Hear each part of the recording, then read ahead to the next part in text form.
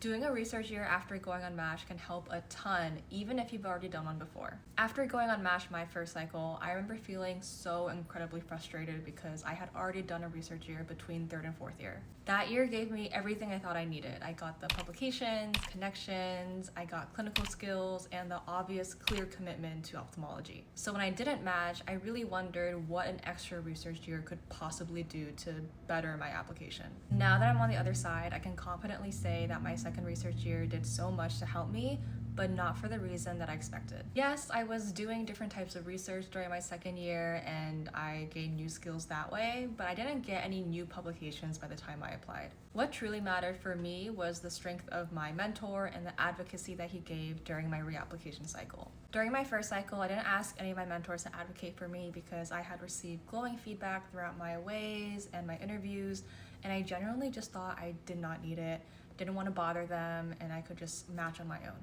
But after I went unmatched, my mentor told me that this was a huge mistake, not because I specifically needed it, but because if every other applicant has that kind of support and I don't, then it hurts me. So during my second cycle at my new research fellowship, I was honestly blown away by my new mentor. Not only was he a highly respected and successful leader in the field, but also genuinely one of the nicest people I've ever met. Somewhere along the way in my journey, I kind of anticipated that the more senior and accomplished an ophthalmologist got, the more acceptable it was for them to be rude or demeaning towards trainees, but he completely disproved that. Despite an incredibly packed schedule, he made time to sit down with me one-on-one every week to make sure I had no questions about any of my projects and to make sure I was on track. He answered any and every question I had without ever making me feel stupid. And if any mistakes were made within the team, he never blamed anyone and he never yelled the entire year I was there.